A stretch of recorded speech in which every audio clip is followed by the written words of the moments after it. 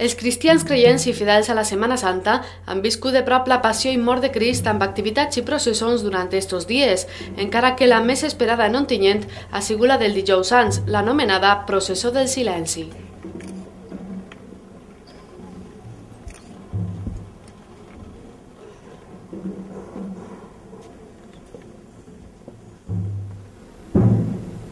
La Confraria de la Soledat d'Ontinyent, junt a la Germandat del Crist de l'Expiració i Nostra Senyora del Patrocini, van lluir amb esplendor en un pas d'organització complexa, ja que van ser molts els creients que participaren, alguns d'ells penitents amb creus al muscle i cadenes als peus.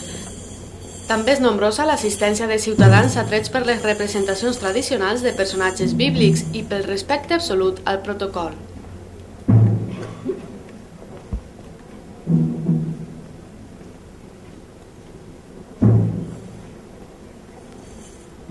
La processó del silenci, que data de l'edat mitjana, va començar la mitjanit del Dijous Sant al barri de la Vila, quan va concloure el Via Crucis de la parròquia de l'Assumpció i s'apagaren els llums dels carrers.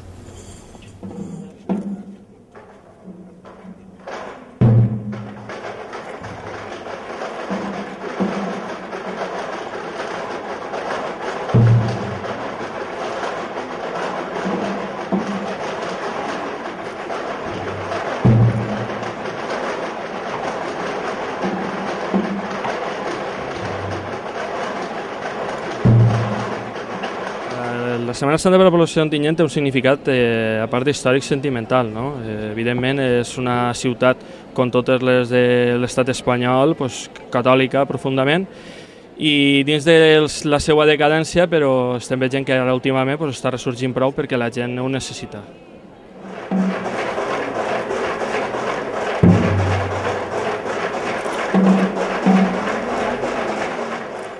La desfilada íntima i de sentiment va estar plena d'un públic que va guardar silenci absolut i que al finalitzar la processó es va posar darrere de les tanques que s'instal·len a la plaça de la Vila per evitar els jocs més estrets i facilitar el pas de les imatges.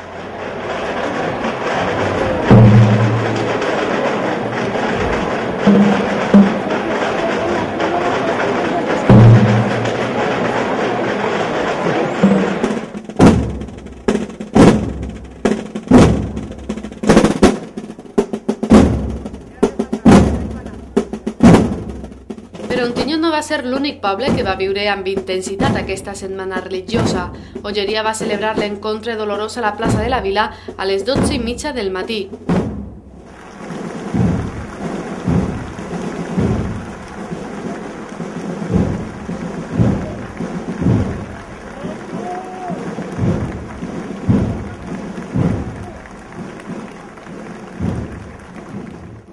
En acabar la processó va continuar pel carrer Salvador per acompanyar al Santíssim Crist de la Palma en el seu trasllat a la parròquia per a la funció de la vesprada. Però va ser en el moment de l'encontre de les 4 imatges quan va tindre lloc una tamborada a càrrec de la banda de tambors i cornetes de l'Olleria. El soroll va inundar llavors els oïts d'uns presents que, any rere any, no volen perdre's l'espectacle religiós.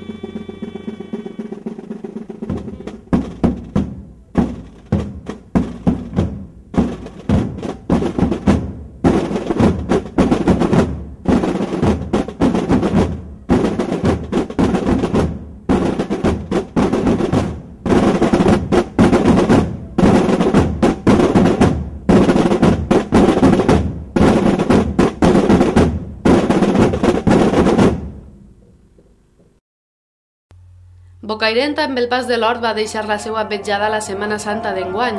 Aquest acte, que es celebra cada 3 anys, és part del patrimoni cultural immaterial del poble i representa la passió i mort de Jesucrist en un espectacle únic en tota la contornada. El rostre, tan dolorós i tan bonic, encara que este llenç no siga digne d'ell. La principal novetat d'enguany ha sigut l'ús del valencià gràcies a la traducció realitzada per Vicenç Torres a partir del text original de l'any 1934.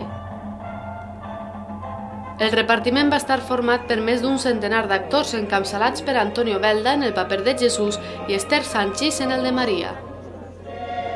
Una de les seues principals peculiaritats és el seu caràcter ambulant, ja que aprofita diferents espais del municipi com a escenaris naturals.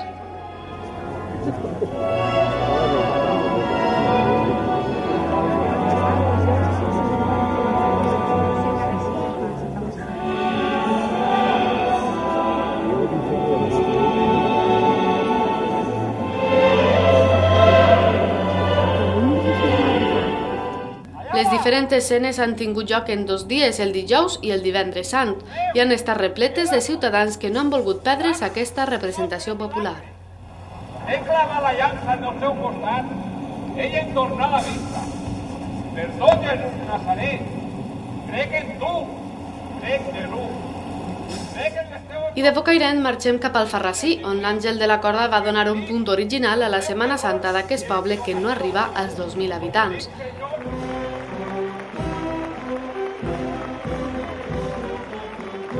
La recreació sobre l'encontre de la Verge amb el seu fill és coneguda ja com l'Angeler de la Corda, ja que una xiqueta es penja des d'una altura de 8 metres per a destapar el rostre de la Verge com a senyal de que Jesús ha ressuscitat.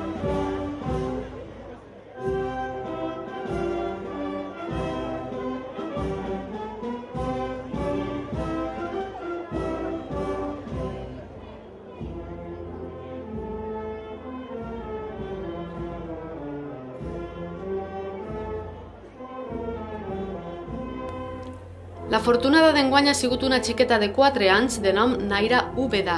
Ella ha sigut la protagonista d'un acte que atrau les mirades dels veïns del poble i d'altres que no volen perdre's aquest acte tan curiós que un veí d'Alfarrasí va veure quan feia la mili en Navarra fa més de 100 anys i que va decidir introduir a les festes del seu poble.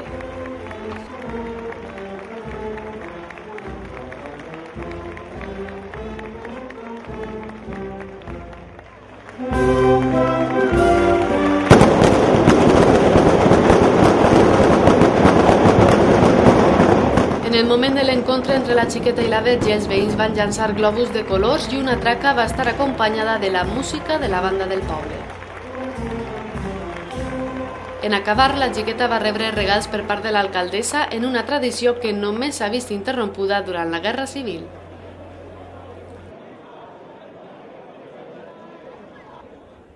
Atzeneta és l'últim poble del nostre recorregut per la Setmana Santa de la Vall d'Albaida. Allà va tindre lloc també la processó del soterrament de Jesús el divendres sant, amb la devoció dels veïns i la participació de quasi tots.